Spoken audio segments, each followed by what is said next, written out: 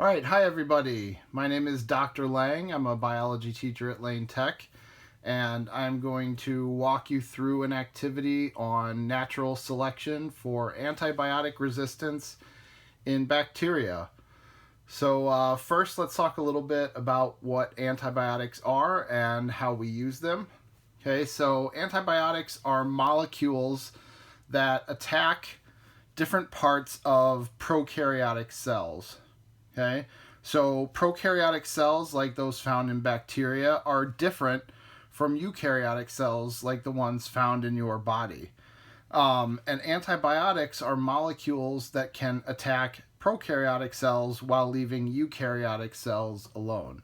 That's why it's safe for us to take them, because it kills the bacteria inside of us without actually harming our cells. Okay? Some common ways to attack bacteria are by attacking the cell wall. Eukaryotic cells like ours don't have a cell wall, so some antibiotics actually break open this cell wall, which makes the contents of the cell leak out, killing the bacterium. Some other antibiotics attack the ribosome of the bacterium. Our cells also have a ribosome. They do the same job, which is to assemble proteins in translation. But the structure of the ribosome in prokaryotic cells is a little different. And some antibiotic molecules can block the function of those ribosomes.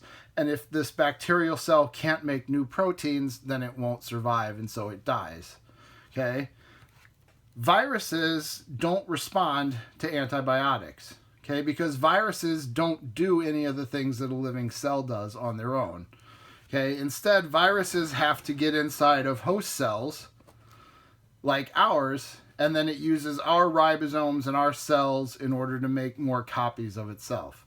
So antibiotics can kill bacteria, but they don't kill viruses.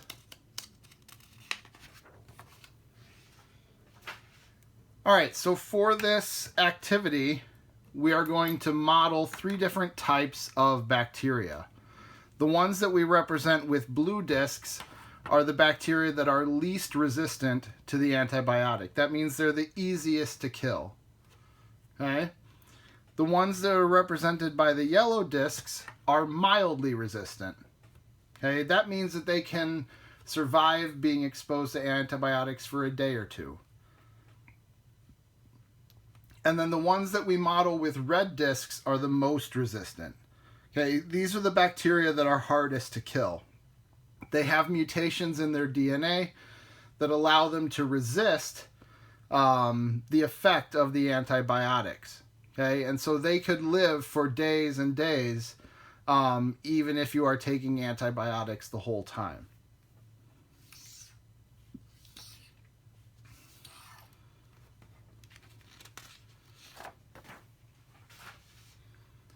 So the way this works is that we are going to model as if you were a patient and you have a bacterial infection and you are prescribed some antibiotics.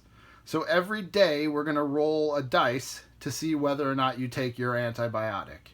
Okay, now you're a good patient, so you would take your antibiotic every day like the doctor said, but sometimes people forget. And sometimes people also stop taking them before they're all gone. Okay?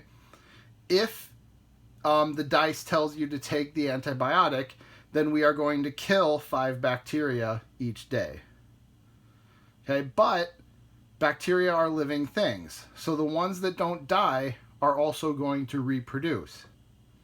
Okay? So every day we roll the dice, we kill bacteria if we should, and then the bacteria reproduce. And after that, we count the bacteria in the population. Okay, so in terms of the dice, if we roll a 1, 3, 5, or 6, that means we take our antibiotic and we get to kill 5 bacteria. Okay, now each disc here really represents millions of bacteria. Okay, but for every day that we take the antibiotic, because we roll a 1, 3, 5, or 6, I'm going to remove 5 discs from our population. Okay, and then whatever bacteria are left, remember, get to reproduce before we count them. Okay, so you need to keep track of how many bacteria we have total and how many of each kind of bacteria we have with a table that looks something like this. Okay? All right, so let's start. All right, so let's pretend that you're sick of being inside the house. The sun is out one morning, so you put on your mask and you decide to go for a walk. Okay? Unfortunately, while you're on your walk, you stumble, and when you put your hand out and fall down, you cut yourself. Okay? When that happens, bacteria that were either on the ground or on your skin gain access to your tissue. And at first you don't notice because there aren't that many bacteria around. Okay, but once they get inside of you, those bacteria start to multiply. And as they multiply, they get mutations. Just like mutations happen inside of your cells, okay, mutations happen in bacteria as they multiply. Okay? So the bacterium that first got inside your body is not necessarily like the ones that you end up with by the time you start to feel sick. Okay? So here is our starting population. By the time you have this many bacteria inside of you, and remember each disc here represents millions of bacteria, you might start to feel bad. Okay? So when you start to feel bad, maybe you go to the doctor, and the doctor might run some tests and decide you have a bacterial infection. So the doctor prescribes you some antibiotics. Okay? So this is our starting point. Notice that the bacteria are already diverse before you start taking any antibiotics, right? We've got 13 blue discs representing the ones that are easiest to kill. We've got 6 yellow discs. 6 yellow discs representing ones that are a little resistant to the antibiotics. And we've got 1 red disc representing the ones that are most resistant to the antibiotic. So even before you start taking the antibiotic, some bacteria are already highly resistant. Okay? So let's see what happens to this population as you take your antibiotic. All right, so day 1, let me roll the dice. And I rolled a 1. 1 means we kill 5 bacteria. Okay, so I take 5 discs away. Okay, but remember, every type of bacterium that's left gets to reproduce. So this is what we have at the end of day 1. I count 1, 2, 3, 4, 5, 6, 7, 8, 9 blue, 1, 2, 3, 4, 5, 6, 7 yellow, and 2 red. Okay? So let's do day 2. On day 2, I rolled a 2. That means I forget to take my antibiotic. Unfortunately, the bacteria do not forget to multiply.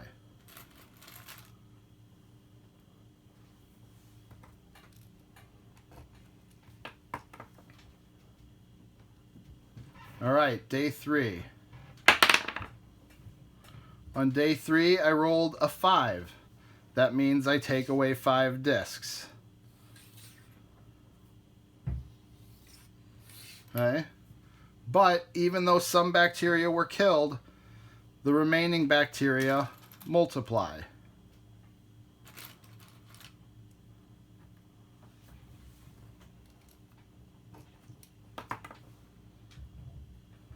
All right, day 4. Day 4, I rolled a 1. That means I remembered my antibiotics.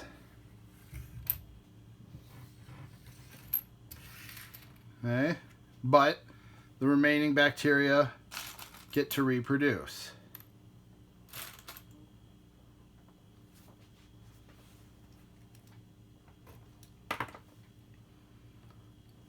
Day 5. I rolled a 5. That means I remember to take my antibiotics. Okay? And by day 5, I've taken antibiotics for 4 out of the 5 days, and it looks like I've completely cleared my system of the least resistant bacteria, right? The ones that are easiest to kill are already gone now. Okay, but the ones that are left behind reproduce again. Okay, and you can see that we already have a very different population than what we started with. All right, day 6. Uh-oh. Day 6, I rolled a 4. And a 4 means that I forgot to take my antibiotic. Okay, so I can't take any away, but the ones that are there reproduce.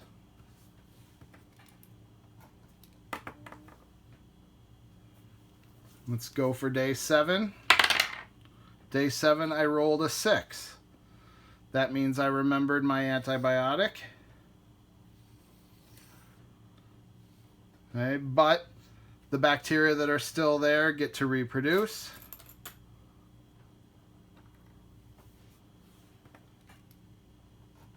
All right, and let's go for the last day, day 8. Day 8, I rolled a 5, which means I take my antibiotic again. But the bacteria that are still there get to reproduce. Okay? So, this is our final population of bacteria. Okay? You can see that the bacteria we're left with at the end of the 8 days of antibiotics are all red. Okay? So they represent the most resistant bacteria. These are the ones that are hardest to kill with antibiotics. Also remember that there was one day where we skipped taking our antibiotic. If we hadn't skipped taking the antibiotic, then we might have cleared all the bacteria by now. Okay, even the ones that were hardest to kill. Okay, in this situation, hopefully your doctor has prescribed you more than 8 days of antibiotics. And if you keep taking your antibiotics at this point, these will probably eventually die. Okay?